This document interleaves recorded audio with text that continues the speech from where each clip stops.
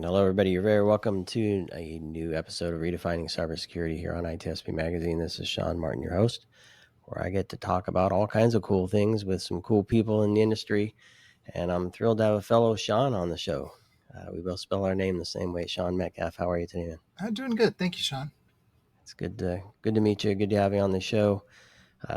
Oftentimes, I'm intrigued by stuff I see on. Probably spend too much time on social media, but it is work related. Most of the stuff I do, even if it's a recreational hobby that's work related, like music. But Sean posted a note the other day, 5 days ago. In fact, I'm looking at here, looking at the art of the honeypot account, and it's something. This is a topic that's interested me for a while. The idea that you can kind of see if somebody's inside and moving around and crossing and touching and looking at stuff that you might not want them to. And of course, you don't want them to actually find the real stuff. And that's the idea behind the honeypot. And that's hopefully Sean can explain it much more than I can, better than I can. But it's interesting because I think it's a different way to identify what's going on beyond just endpoint detection and response and those types of things. We're going to talk about that, and I think more specifically around identities and those types of things. So, Sean, thanks again for joining me. Maybe a few words about where you're up to. I think you've spoken at DEF CON. You do a lot of stuff for the industry. Who's Sean? What are you up to these days? Absolutely. Thanks, Sean. I've spoken at a number of conferences in the past, including Black Hat, DEF CON, RSA, numerous B-sides. And most of what I focus on is Microsoft Identity Security. So basically Active Directory and Entra ID now. Entra ID was Azure AD. And so my focus is really on identity security and how we can better secure the identity, our Microsoft identity, because it's so prevalent out there as in the industry. And I'm going to start off with maybe an odd question, or maybe it's super relevant, because we see a lot of talk about non-human identity. So how much of your brain takes up looking at machine identities or sensor identities or stuff that aren't necessarily humans, AI and agents and all that stuff? Is that a big part of the equation these days? Well, from the perspective of non-human accounts that are service accounts in Active Directory or service principals and Entra ID, that is an issue because they have rights, they're highly permissioned, highly privileged, and they have abilities, and they don't authenticate like humans do. So therefore, there's additional protections that need to be applied around that, different understandings. One of the challenges that we've had in Active Directory for a number of years now that it's over 20 years old, over 25 years old, we have an issue with service accounts that have been out there for 5, 10, 20, maybe even 25 years. And people don't always understand what those service accounts are for, and they get left in highly privileged groups like domain admins.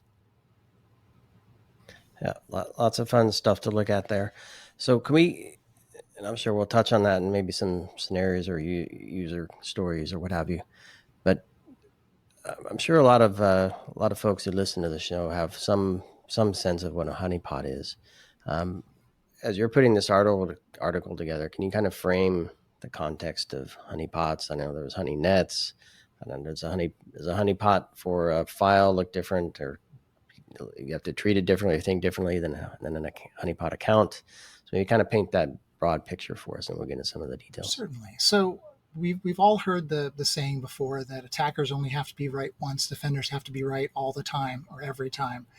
Well, that may be true for initial access, the breach itself, but once the attacker gets inside the network and inside the environment, that actually flips around. So then now the attacker has to be right pretty much all the time, because if they misstep, then the defender is going to know that they're there. And the defender only has to be right once, knowing where that attacker is and what they're doing. And the best way to do that is to set up basically what Jessica Payne referred to as building the attacker's playground. So effectively setting up the environment so that way there's tripwires. There's things that you know that no one should ever access, no one should ever connect to, no one should ever open. And if it does open, if it is connected to, if it is used, then you know that that is an attacker, because there's no reason for any valid user in the environment to ever connect or use that resource. And so one of the things that's very important about the honeypot, either account or environment, is that it is something that it looks like everything else, but it's not. And I guess that's a trick. I played around with one. I don't have one set up now, but I played around with one a while back, and I think a lot of systems and services give you a template or a starting point. And in my mind, well, if that's the starting point, that all of them look the same to start with, then it's probably easier to spot from a bad actor's perspective. So how do we? Because there's some tips specific around the identity that it's not a new account. Um, if it's a service account, it actually looks like a service account, isn't just an empty fake account. So kind of talk to us what it means to set up an account that's non. I guess yeah, it's not easy to detect that it's fake. So there's things that attackers are going to look for. They're going to look at the environment. They're going to enumerate highly privileged group membership to identify who are the admins in the environment. What are those accounts that might look like ideal targets? And so they're going to separate those into probable human accounts and probable machine accounts or service accounts. And the service accounts are very interesting because those typically have passwords that haven't changed in 5, 10, 15 years or more. And so, therefore, the attacker has time to work on those. The human accounts may change their password every year. They may change their password every couple of years. They may change their password a couple times a year, but those are more likely to change. So, going after the machine accounts with older passwords is something that looks like a juicy target to the attacker.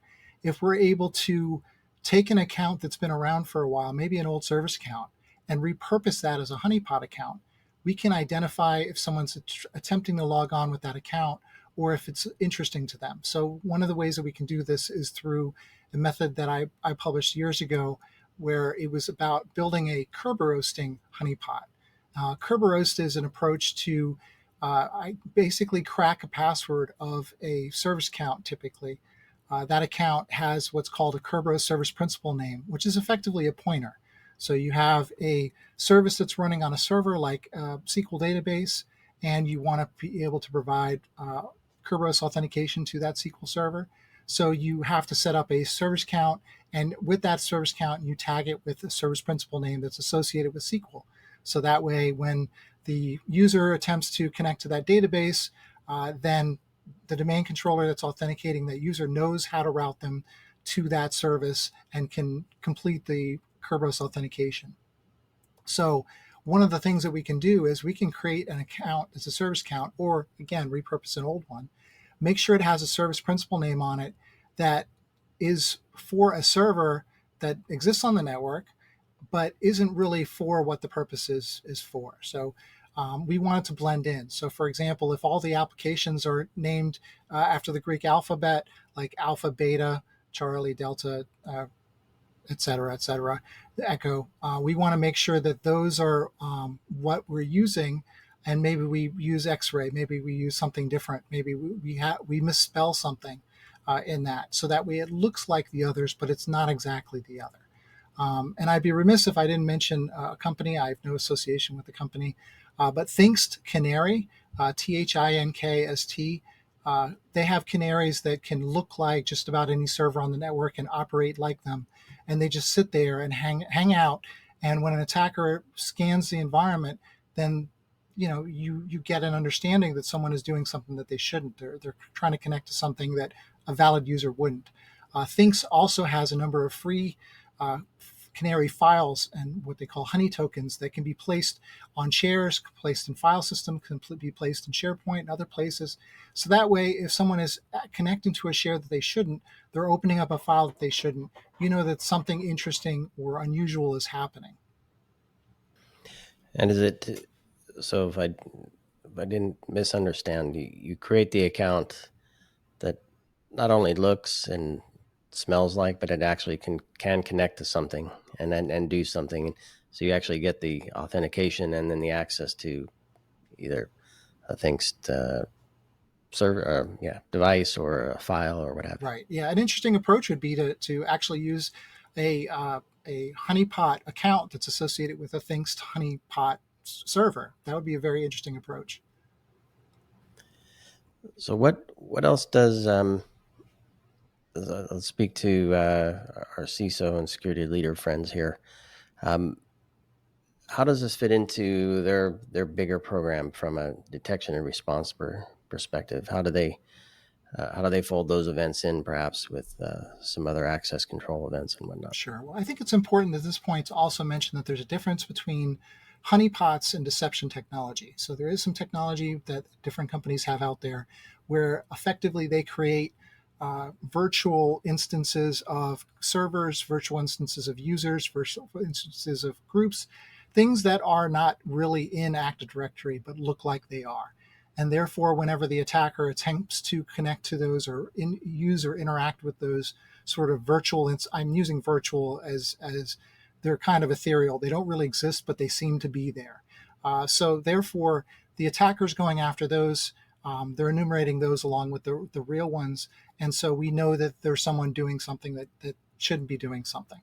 The goal with a honeypot is that you only get one alert, or you only get a series of alerts when something bad is happening, when there's someone who is malicious, when there's someone who shouldn't be connecting to things that they shouldn't be connecting to. And one of the great things about using, for example, the Thanks Honey token, again, I have no association with them, is that you could actually set this up on shares and identify insider threat potentially. If someone is trolling around and looking for something they shouldn't, you could even create a file called passwords and have the Thanks Honey token associated with that.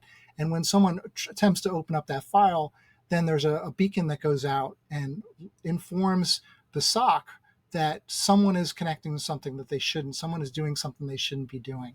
In the example of a honeypot account in Active Directory, someone is trying to interact with it. They're either trying to log on with it. You could put a fake password in the description field or another field on that account, which happens. You could even put a password file on a share and have that point to an account that you've created that you're using as this kind of multi-layered honeypot account. But the goal of the honeypot is that since it's not valid, since it's not something that's real, any connection to it or any use of that has, by definition, has got to be someone who has is not an authorized user, is not a valid user, is not someone that is doing something as part of the regular workday. So whether that's an internal person, so an internal threat, or whether that's some sort of external threat that is connected inside the environment, it's going to give us some interesting information depending on the source of this alert that's going to happen. How that user or a malicious user interacts with that system, we're going to get either one event or we're going to get several events that something is happening. And the benefit of this is we're going to know what the user account is that's being used, what computer account it's coming from, and of course the date and time stamp associated with that, along with some of that activity. And if we create a well-crafted SOP around that actual system, then we'll be able to identify when there's attack that's happening. And so going about and setting up an account, I think there are probably ways to manipulate files and other things in terms of date, but is it easy to, because one of the first things, it's not a recently created account, is one of the points you make in your article on LinkedIn. Is that easy to do? Sure. Or do you have to resurrect an old one, or how do you get that first step? Sure. So something is better than nothing. So you could absolutely just go ahead and create something, brand new account, go ahead and make it look like the others. However, it's better if it has some age to it. If there's a service count that's been around for a while, that's been decommissioned, why not resurrect that and use that in this for this purposes? Because we would be able to then identify if there's something happening on the network. What's interesting about security is that I came from the engineer architecture side of the house, where I was managing and administering and designing these systems like Active Directory itself.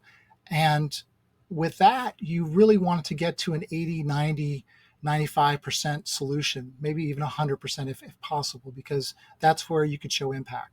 On the security side, if you're able to move the needle 20% or 30% or 40%, that's great. In a situation I worked as a consultant with a company years ago, I actually helped them set up a Kerberoasting honeypot. So again, that service principal name that points to something that doesn't really exist, that's not valid. And when a pen tester came in the door and was working on their pen test, one of the first things they did was recon.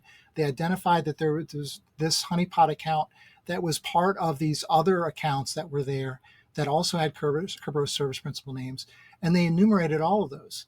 Well, we had detection set up for that, and once we identified and saw that that a number of accounts were enumerated from the perspective of which one had service principal names, and actually got a Kerberos service ticket for these different accounts.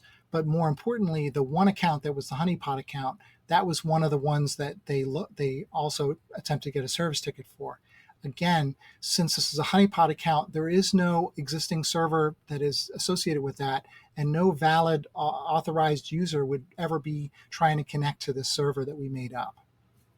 To reset the password so they can access it. So just the act of enumeration can trigger, right, which is very early warning, right? So they're not even attempting to leverage the account yet. They've listed it. Right. And there's another way to actually do that in Active Directory. You can actually set an audit configuration on a group like domain admins. And anytime someone accesses that and tries to enumerate it, you can get an event alert on that. So there are things you can do within Active Directory natively to enhance that. So you could even set up that account, that honeypot account, and set up auditing on it so that you could identify when someone actually interacts with that. Now, granted, that auditing event gets pretty large, and so in larger environments, that's not as feasible. But certainly in the smaller environments, these are things that can be done pretty easily, especially around a honeypot account. And so on the note of scale or scope,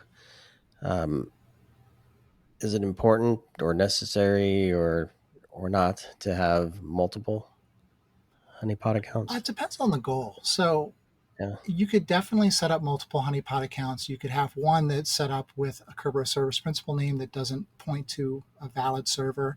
You could have another one which is basically just an account that's in, say, domain admins, and in a field on that account, like the description or the info or the notes field, you could actually put in a fake password for that account and then monitor for a bad password attempt on that account, because that's something, it looks too juicy to not try it. And so when we've done security assessments, we've identified an account that looked really like it was probably a honeypot account, because we have ways to look and really identify artifacts in Active Directory.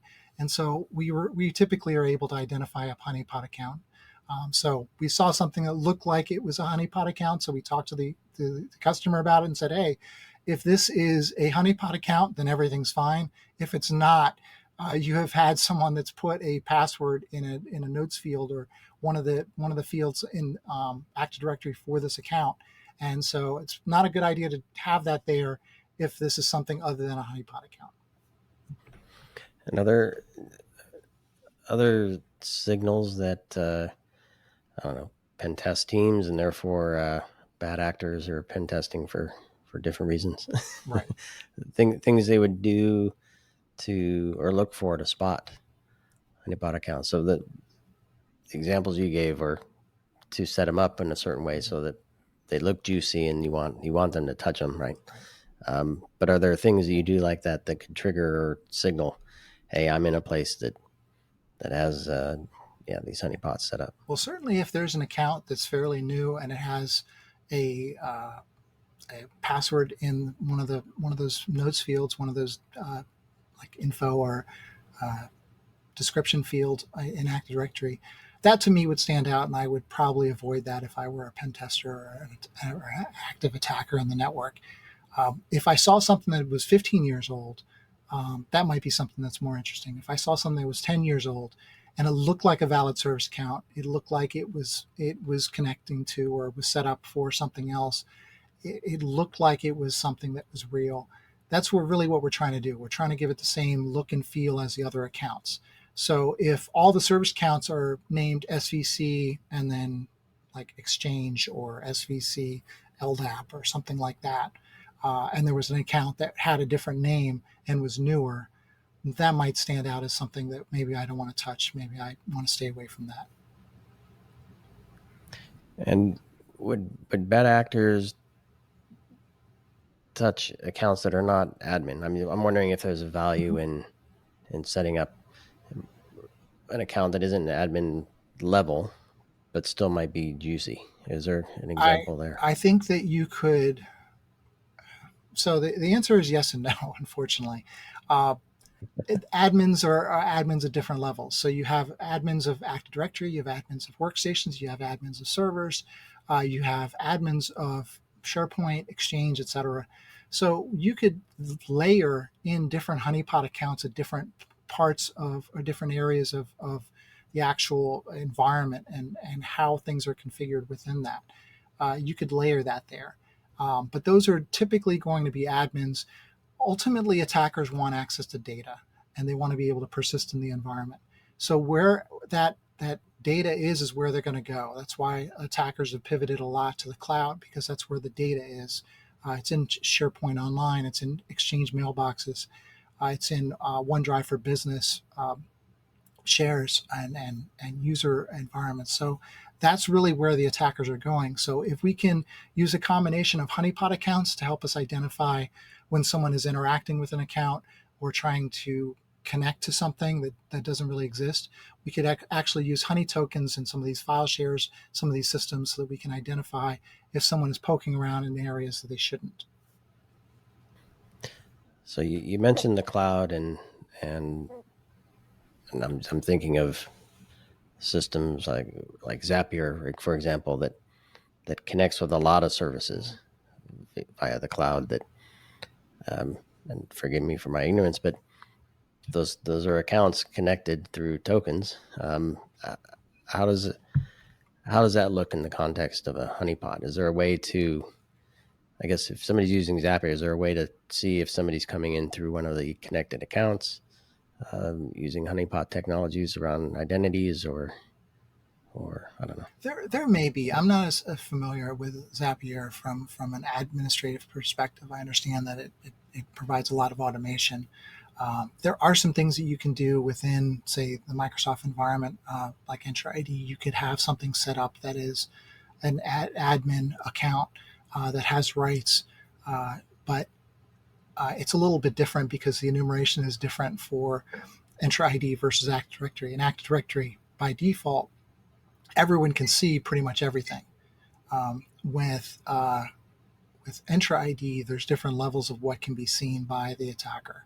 So that part has to be adjusted for and taken account. So in terms of trying to think what else we can touch on here, because setting up policies around this,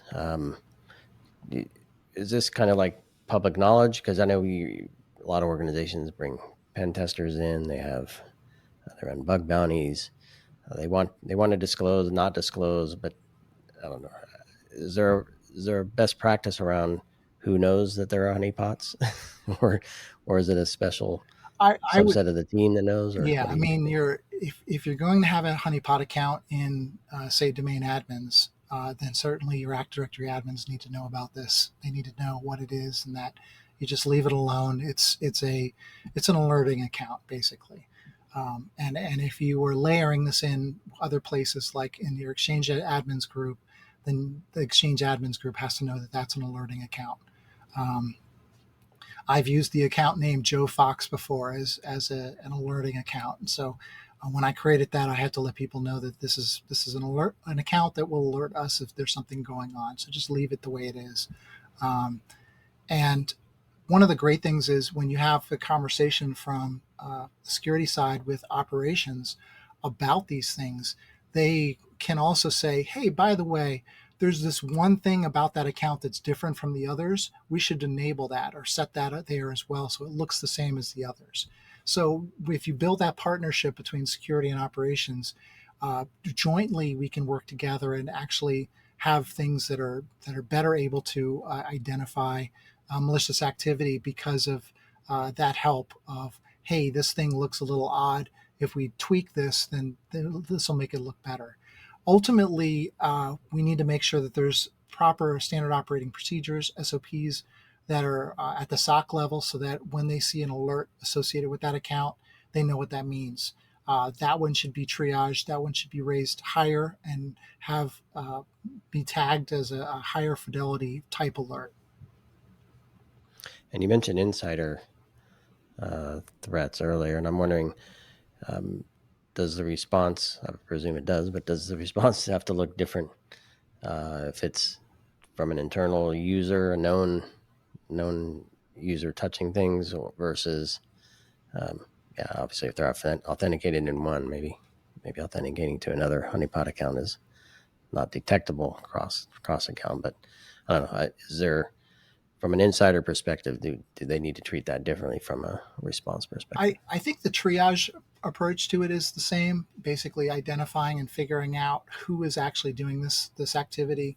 I call that kind of an internal external user. The external user, the attacker that is leveraging this account that they have been able to get a foothold on their computer, and they're leveraging that account to perform activity, to perform actions. So very much it'll look like the user is doing it, but they may have already left and gone home and just locked their workstation. So the triage perspective has to be done because there's a difference between that person has locked their workstation and gone home versus they are staying late and looking around for things, which is typical internal activity because they stay late, they get in early, they poke around in things, they're looking at things that they normally wouldn't be able to or shouldn't be looking at.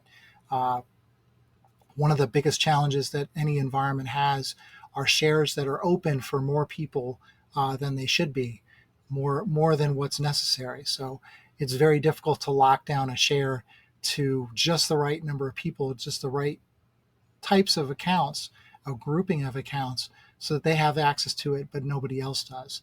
So a lot of times we end up with shares on in the network that are more permissive than they should be. So an internal user or even that external threat actor starts poking around and looking for things that are going to be interesting to them because, again, the insider threat is looking for data as well as the external threat actor is looking for data. Got it. So it's I don't know. It's fascinating topic for me. The whole deception and the trigger technologies we're talking about here, and I don't know that I'm interested in people listening and watching their thoughts on this. I don't know that it's widely used. I don't know if you have any insight into that as a mechanism for alerting. Do you think it's widely adopted as a Not as means often as it could be, for sure. to, that's probably true for anything, I guess. But all right, well, Sean, anything else you want to touch on that we didn't get to? No, I think we explored this pretty comprehensively. There's certainly a lot to it, and there's a lot of other technologies that are out there. But basically, I want to focus on what's free or cheap, easy to use. Really, it comes down to in Active Directory being able to leverage those accounts that you can create. And of course, that article, The Art of the Honeypot, is one article. I also have Detecting Kerberoasting, which is another one, which talks about how to use a honeypot account in order to detect that standard operating procedure for attackers. They are going to attempt to Kerberos because they can take that ticket that they get, that service ticket, when they query those accounts. They're going to take that offline and attempt to brute force the password for it. So the older the password, the easier it is for them to basically crack that password that they're getting from that ticket. So the other thing that I have published is information about how to detect when password spraying happens. So password spraying is basically when an attacker uh, takes a list of passwords and starts with the first one and attempts to authenticate as every user in the environment with that first password. And then they identify if that was successful on anyone. Then they move on to the second one and they go through every user and tries to authenticate for that. And they might have some sleep time in between those where basically there's a pause. So they might try the first one and then go through all the users and then pause for 5 or 10 minutes and then go through the next ones and pause. So that way they don't trip up any bad account logon restrictions where basically the account would be locked out for a certain amount of time. And this enables the attacker to be able to get passwords for valid users on the environment without really tripping that issue where they get blocked to authenticate as that user.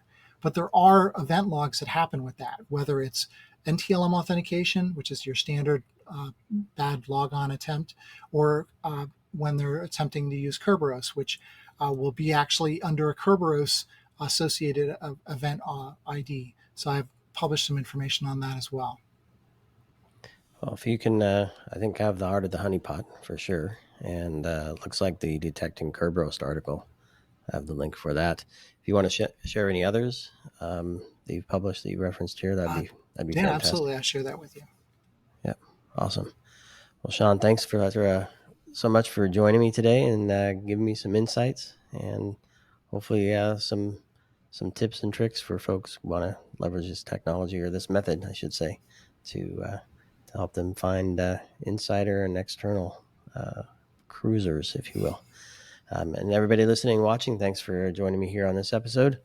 Hope to see everybody on the next one. Sean, I'll miss you in Vegas at DEF CON, Yes. but for everybody else who's going to be in Vegas next week, please find me and say hi, and we'll see everybody rolling around. Great. Thanks, Sean. Thanks again.